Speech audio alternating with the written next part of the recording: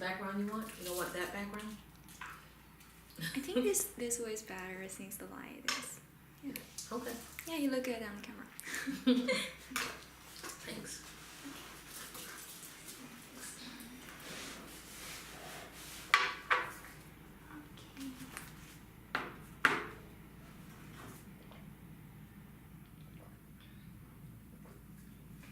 So today is May 4th, 2018. This is the inside room for our history master program in Columbia University. I am Lisa, master candidate in our history program. I am conducting an interview with, what's your name? Moikgantsi Kgama. Okay, so for People's History of Harlem, sponsored by New York Public Library in association with Harlem Renaissance Economic Development Corporation. Okay, so you may hold this. Yeah, so should we start like tell me a little bit about yourself, like the place where you were born and when did you came to New York City? Okay. I was born in the Bronx, actually. I was born in New York City. And my parents moved to Syracuse when I was about 1 year old. So I spent most of my life in Syracuse, New York. Mm-hmm. My father went to Syracuse University, and my mother worked for General Motors there. And yeah, I went to high school there, went to college at Syracuse University, like my dad. And then as soon as I could, I left and came to New York City. And when I came here, my goal was to work in the independent film industry, although my background was in journalism. Yeah, as in newspaper journalism. And so I first, yours too? Yeah, okay. So I first came and interviewed for a job at a newspaper called the City Sun. It was a black owned paper out of Brooklyn. And I didn't get the job. And I decided, to keep looking for other opportunities, and I stayed. And eventually I started to work in independent film. My first job was at a place called, was that my first job? I'm not sure. I think my first job was at a place called AIVF, Association for Film Video Arts. It was called Film Video Arts, and it's no more. But it was an organization that had a space where filmmakers could come and cut their films. It had resources, and it was kind of like a hub for the independent film community.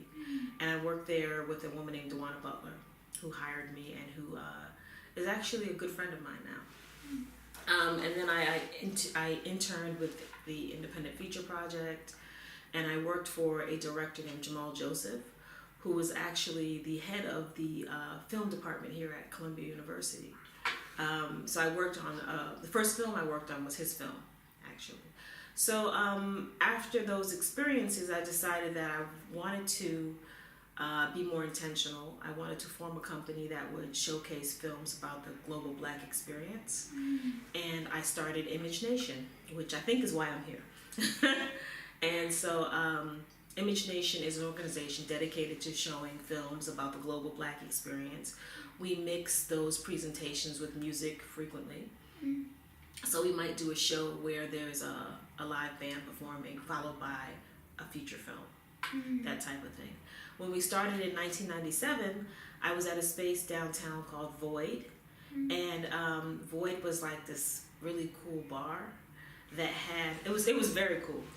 One end was, the whole wall was a movie screen. And then they had these coffee tables, and all the coffee tables had screens that you could like watch the movie on your coffee table. And they were actually computers, but you could watch the movie on the computer, you could watch it on the big screen. And at the other end was a bar. Is it still there? No, it's gone. It's gone. It was owned by a really cool young lady named Allison. And so we were there once a month showcasing short films and partnering that with live performances by emerging artists and poets. And I was, at the time, the first show I did, the guy I was dating, who also produced programs, he produced a poetry series. He helped me book poets because he had a series at the Apollo. And so he helped me book poets, and he lent me his mailing list. His name is Gregory Gates. He helped me get started. He's also my husband now, so I guess he did the Wow. right thing. Wow. And so that was our first show was at Void. And so the organization continued to do that showcase monthly. And it grew, and we went to other venues. We've gone as far as Scotland, or South Africa, actually, probably the furthest we've gone, to present films. We've also presented programs at the Civicus World Assembly in Glasgow, Scotland, in Vancouver, Canada, in partnership with the Native American Film Festival. We had a 7-year partnership with Lincoln Center where we were presenting premieres of Black indie films. We've been in partnership with the Apollo. We've partnered with the Schomburg.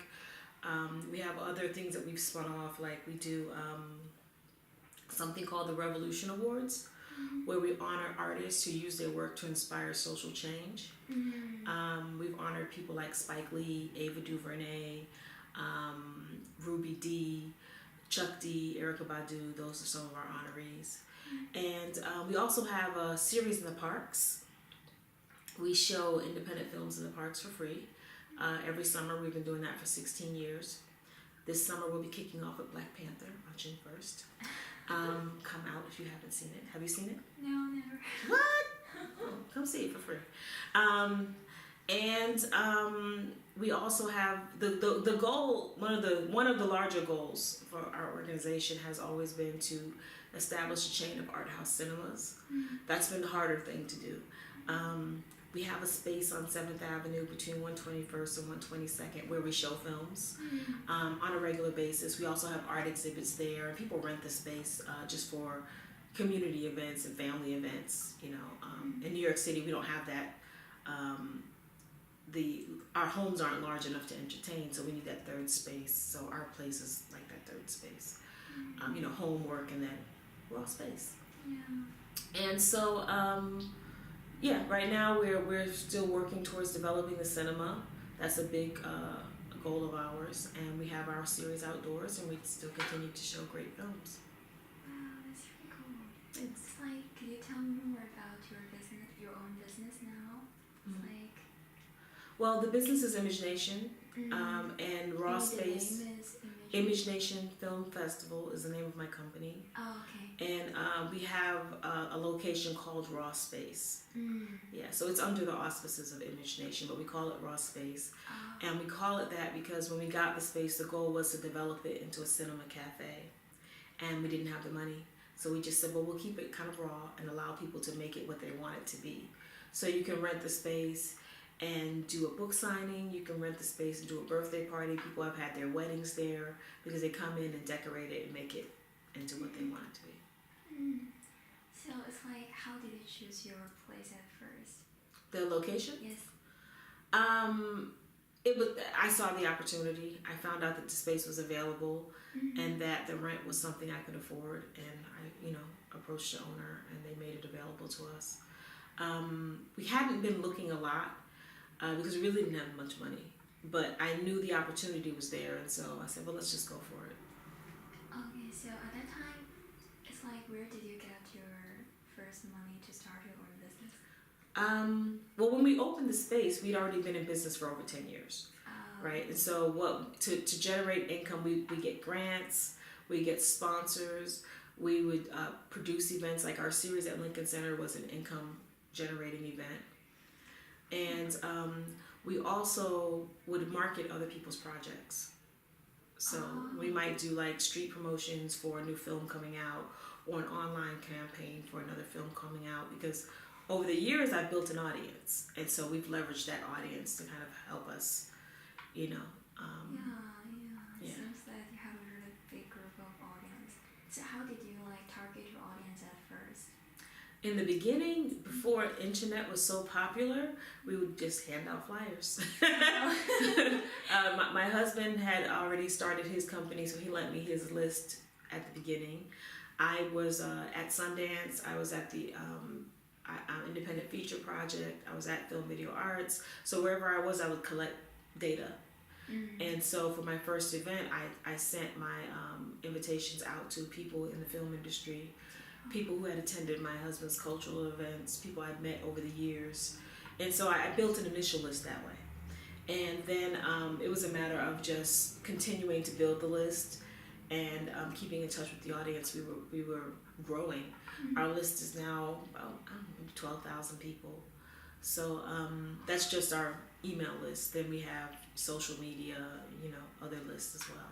So Yeah, if you like tell more about what kind of platforms you have entered, like what kind of social media and fans, maybe. I'm kind of a dinosaur. I don't think I do as much social media as I should, but we do have an active Facebook page. We also are active on Twitter.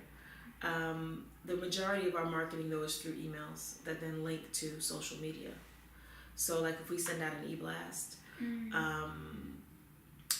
it'll automatically post on our social media. And so that's kind of how we keep in contact with people, because we're a small shop. So we don't really have, like, a social media person, so we try to streamline it. So now it seems like... And we're starting to do Instagram. Last year I had an assistant who was really good on Instagram, so she kind of got us going. Yeah. So it's like you and your husband? Pretty much, Is there yeah. anyone else? There's a part-time person that helps us at the raw space. Oh. And that's it. When we have larger events, we'll hire, day labor. Yeah. But it's pretty much me and Greg. And now my son, Kari. Okay. Yeah, I have a son. He's 7 years old, and he actually curates one of our outdoor screenings. It's called Kids Night Out, and he's taking full ownership of it. It's his event. That's great. Yeah.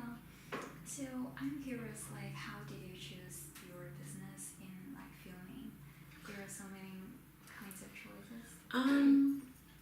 Initially, I was always into the arts. Even as a kid, I was very interested in the arts. And I was interested in how the arts impact people of color. When I was in college, we would produce plays, and it would be plays about social issues. And I wanted to, this is what kind of took me in this direction of Image Nation. I wanted to take this particular play we were doing into the prisons. And my classmates were like, what? We're not going to prison. We're in college. They just weren't on the same wavelength as me. Mm-hmm. And I was like, oh, okay, they don't really see this as social justice. I see this as social justice work, right? Mm-hmm. And so I decided that I was more interested in working in film because film is easier to disseminate. And so that's what took me into film. The thought that I could, help distribute, help market art that had a message, and without without being prohibited by, like, having to bring a whole cast. Yeah. So. Wow, that's really cool. Thanks. Yeah. It's like, do you remember your first event in your? Yeah. Yeah, I absolutely do. It was at Void. It was at Void down. That was my first Image Nation event. Yeah, it was downtown at Void, and we had 3 poets. I can't believe I can't remember all their names. Several short films. One of the short films was by Malcolm Lee, who directed The Best Man, who's a pretty big director now. But at the time, we had his short film. And I remember going to his house when he lived with his parents in their basement and talking to him and getting his film. And Marshall Tyler, who used to go by a different name at the time, we showed one of his short films. And he actually just had, he's doing a lot of work in the film industry right now, and he just had a film at Sundance. So, yeah, I remember that show. That was a good show. Yeah. I do remember, like, the reflections of the customer audience. Oh, the audience loved it. At the time, I was the only one doing something like that merged live performance with independent films. And so I could say in a way, a pioneer in terms of giving voice to that audience. There was none of my peers were really working in independent film the way I was. And so, and no one had merged those 2 art forms together. We also had, I think at the first show, we had visual art as well. So we had art that we displayed on screen. And so the multimedia environment that I had created at the time was unique. Now it seems like everyone is doing it. But so the audience loved it. It was packed. The event was packed. And in fact, our series was sold out for, I think, the first year. And we were young, so people would like sit on the floor. They would sit wherever they had to sit, and then we had a dance party afterwards. So it was a very fun event, and it was for a younger demographic where people didn't mind coming out during the week and partying. So Yeah. I do remember. Yeah, I'm curious because since you talked about that you were the only person who used multimedia form, but where did you learn that, or where did you notice that? I think I was just incorporating my love of the arts, and then also I was aware that there weren't a lot of, that the independent film wasn't so popular among my peers, and I wanted to grow the audience for independent film, so I figured if I bring in poetry and music to complement the films, that'll bring more audience. And so that's why we did it that way. It was more of a cross-marketing strategy. Oh, it's like you were doing the marketing strategy for those independent films. Yes. Wow, Yeah. so fun. So I don't really understand what is the independent film, but I know what is independent games. Okay. So I think it's kind of similar thing. Well, I mean, there's Hollywood films, which are usually made, by a big corporation with huge budgets and many, many, many opinions. Generally, a Hollywood film does not be thought with the opinion of one artist. And so, and it's usually it's a corporate product to be sold to the masses. So whatever message, whatever intent, whatever personality might have been in the film is kind of stripped away, I think, in that process, and you get something more cookie cutter. Independent films are usually made by a writer, director, so they have a very particular vision that they want to, see come to fruition. They also might have a very particular, a specific voice that they want to have heard. And they're out there raising money on their own and doing whatever they can to get the money made to make this film. And it's not so much dependent on audience response, because Hollywood films are looking at how do we get the audience to come out? What's the formula we can use to make sure that this is a blockbuster? Independent filmmakers are more about creating art or about creating a statement. And so that's why it's independent. It's independent of that corporate influence.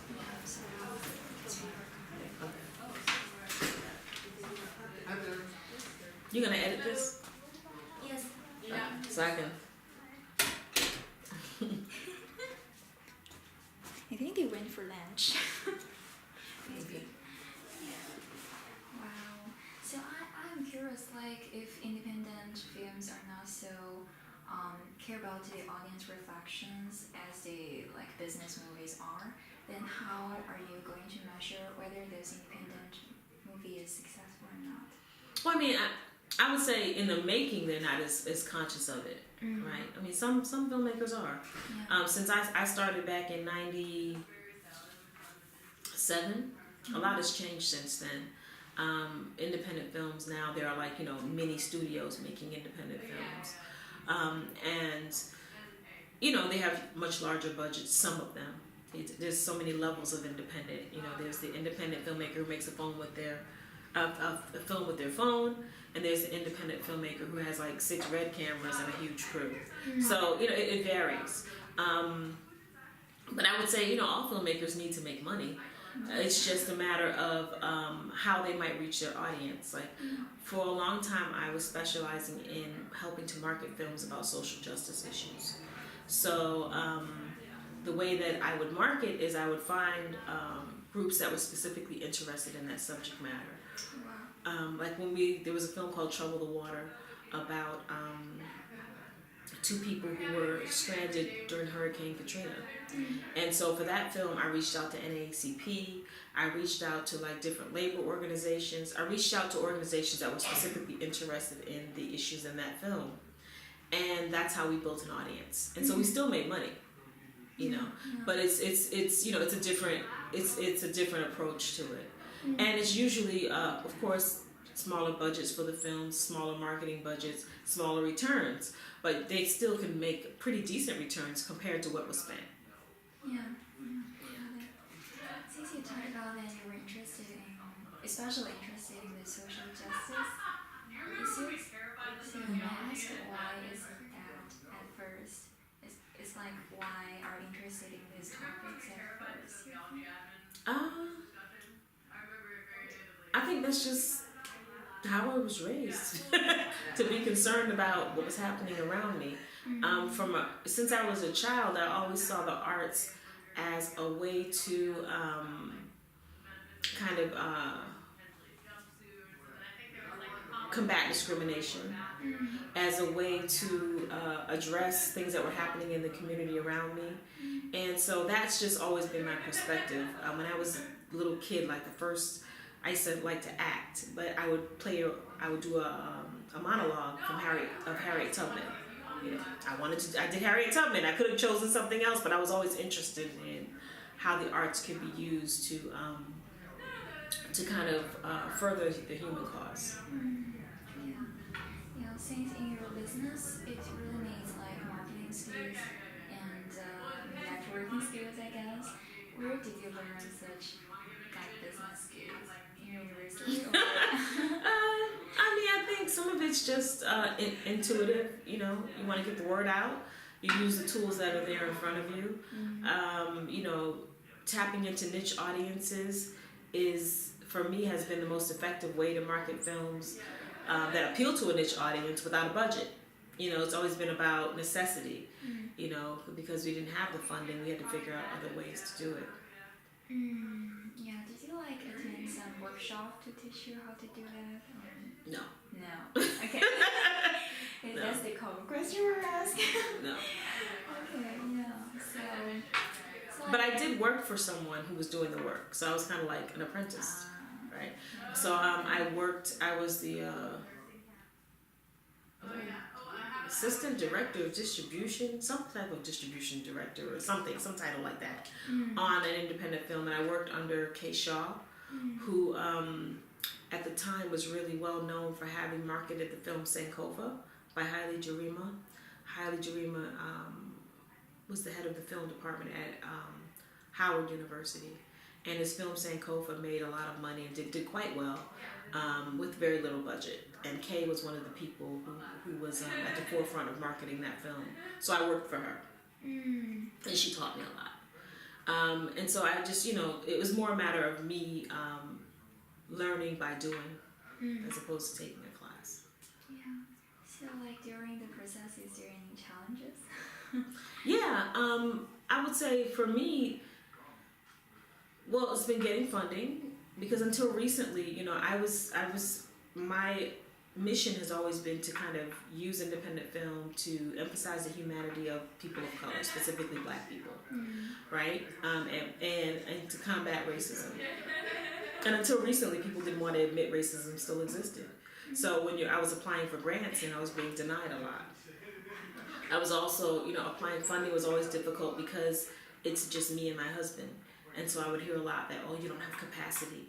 You might not be around next year. I'm like, well, I've been around for 10 years. You might as well have faith and give me some money. So, you know, funding has been an issue.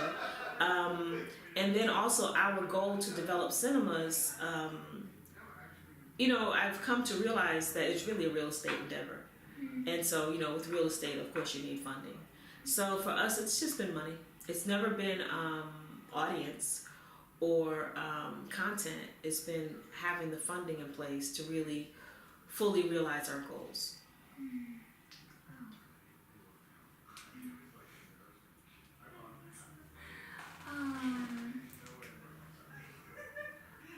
So it's like content of the movie, audience, and then funds. So like, there's another question. I was like, do you have any role model since you work in the kind of film industry? Any directors that you really appreciate? Let's see. Pearl Bowser is a woman who took films by Oscar Micheaux, who was he's known as the first Black filmmaker. I think he made his films in the early 1900s. So she took Oscar Micheaux's films and distributed them in Europe and basically took them from city to city to give them visibility. She's a person I admire quite a bit for her work, you know, as a pioneer. Kay Shaw, KJM3. These are people who were distributing films before me. You know, I admire their work quite a bit. Madam C.J. Walker. She wasn't an independent film, but she is quite the entrepreneur. So entrepreneurs, people who are really making things happen and who did it against the odds, I guess, are people who kind of have inspired me over the years. Yeah. And then I guess directors, I don't want to be a director, but directors whose work has inspired me. There's a director named Yuzan Palsy who made the film A Dry White Season. She also made the film Sugarcane Alley. She's an amazing director. I've always been a fan of her work. And more recently, I've had the opportunity to work with Ava DuVernay, who directed Selma and A Wrinkle in Time, and who has also started a distribution vehicle. And so, and she's really a pretty badass chick. So I admire her and the work she's doing as well. Yeah.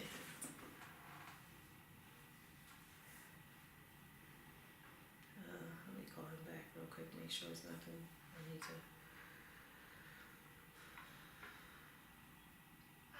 Hey.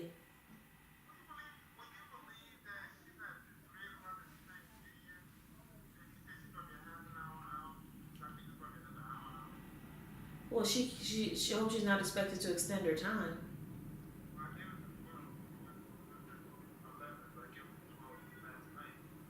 Okay. All right, I'm in the middle of an interview, so I'll call. Okay.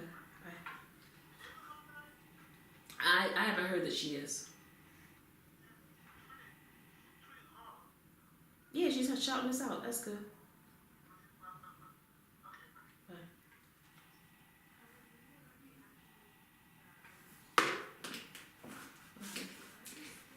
So like before the role models, you talk a little bit about the funding challenging, and it's like during those challenges, what kind of things keep you motivated?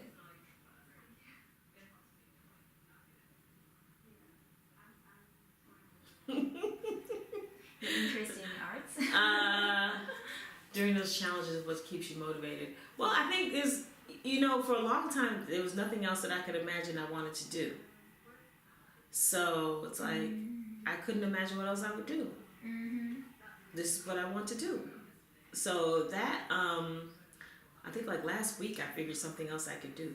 So, you know, but like really there was this is what I want to do with my life. This is what kind of I feel like I'm supposed to be doing. So having that goal in front of me and wanting to realize my goal is what has motivated me a lot. Because I haven't realized my goals yet. So until I do that, I don't feel like I can move on to other things. And then also, I have a 7-year-old who I think should be an entrepreneur, and I want to give him a good example. He's a pretty independent person. Well, 7-year-old. Yeah, I can tell that he doesn't want to have a boss. So, you know, I would love for him to really see the reality of that he could be an entrepreneur and he could, you know, be successful. I'd like to demonstrate that for him. So he's a pretty good inspiration. And I think that, you know, every time I want to give up, God somehow gives me another opportunity or puts something in front of me that says, there's another route right there, you know, or there's another opportunity. You sure you want to give it, throw the towel in? So, you know. Yeah. So, like, who do you think is the most helpful person in the process? There have been so many people over the years. I would have to say my husband, or else I'll be in trouble. But Gregory has been my partner. He's my partner. So you know, just last night we had to get a venue ready, and he was over there getting the venue ready till 4:00 in the morning by himself. And I was like, I wish I could come help you, but you know, somebody had to stay with baby. So a lot of times he does the hard work and he does the unsung work. So I would say Gregory. Yeah. Yeah, since you talked about your families a lot, it's like, yeah, do you want to talk more like about your son? Well, his name is Kari. He's 7 years old. He goes to the school at Columbia University. Well, you know, it's a K through 8 school. Oh. Yeah, it's on Columbia's campus, And he likes science. He likes Black Panther. And he likes Legos very, very much. And he curates our Kids Night Out program. Last year, he was the first time he curated. He said, "Mommy, I think we should show Queen of Katwe in the park." I said, "Okay. Is that going to be your show?" He goes, "Uh-huh." And so he hosts it. Oh my god. And he also wanted chess activities, so we went and got an organization to come out and teach kids how to play chess, because Queen of Katwe is a film about chess, and he plays chess. So this year he wants to show A Wrinkle in Time because he absolutely loved that movie, and in the movie he says, "It's about science, Mommy. We have to show it." So and he's a precocious little energetic boy. Yeah, it's lovely.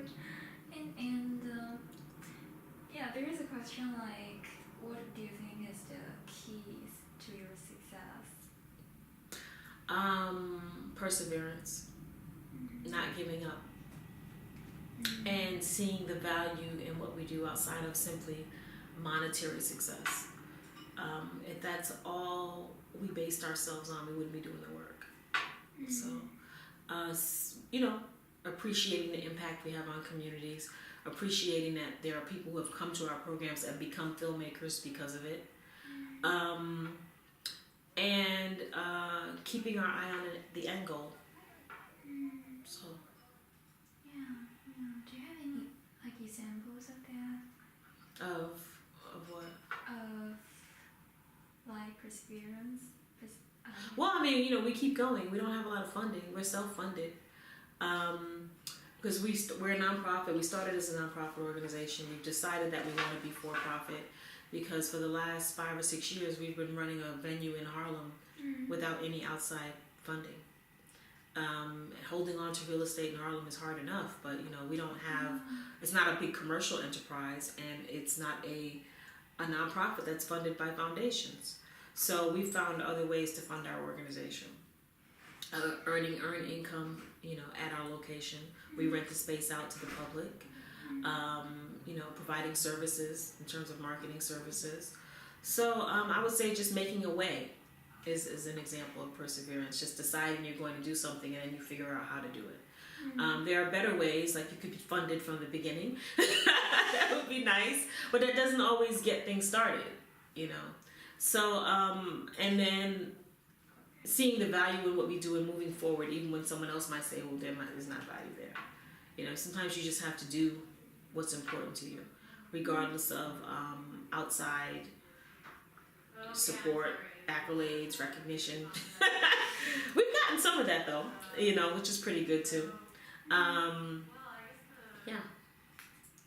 Like, to work for some companies at first, and then you worked for some like film companies at first, and then start your own business, and then grow it. So what do you think is the growth strategy for your business? The what strategy? Grow your business.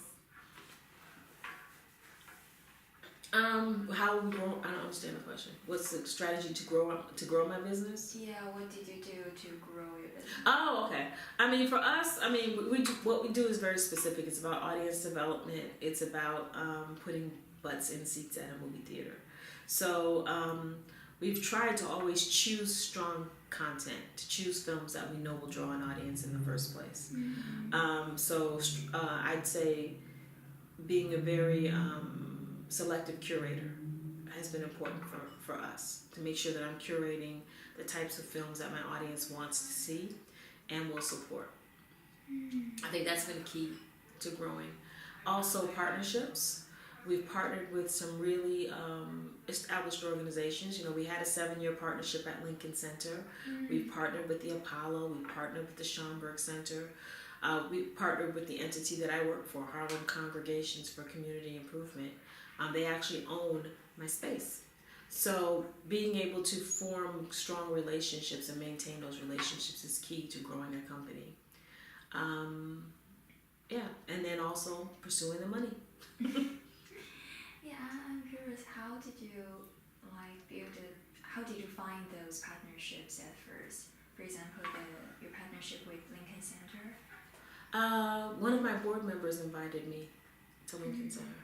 Yeah, so she worked there, and she invited us to come and host a program, and it went very well. And so she invited us to come back, and then we were invited by the Film Society to partner with them. So it's really relationships. I would say everything that happens in business or in life is about relationships. So building key relationships, maintaining those relationships is important.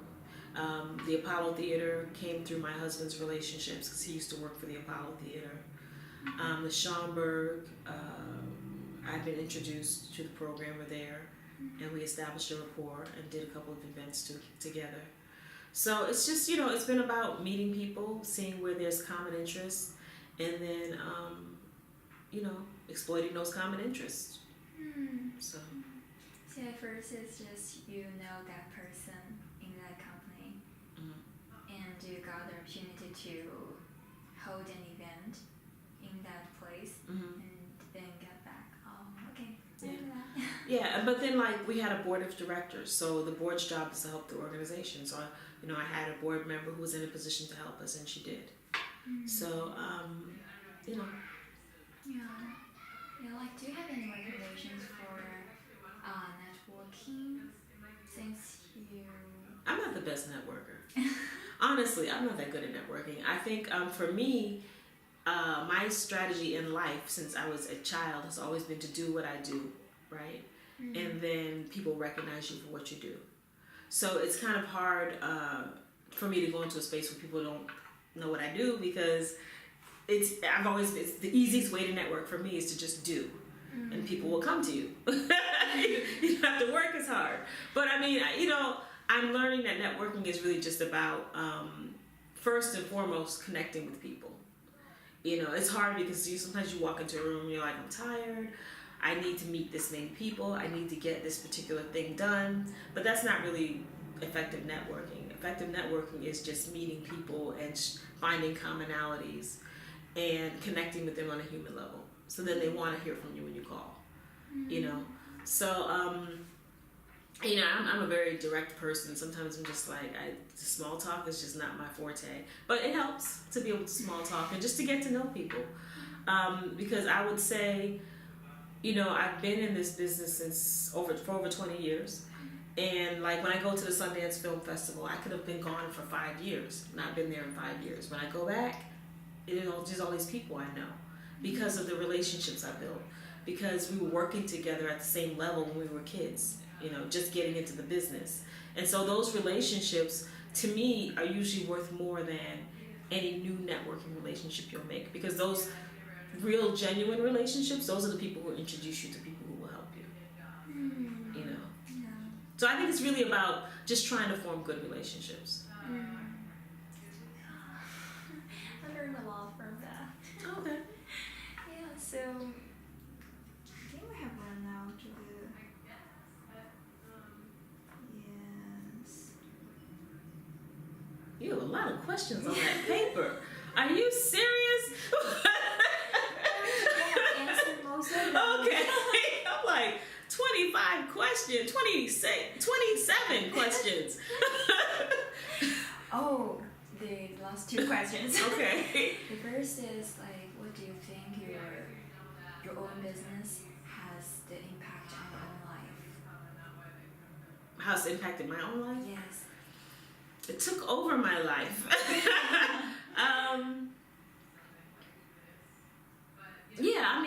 I think any entrepreneur is consumed by their business.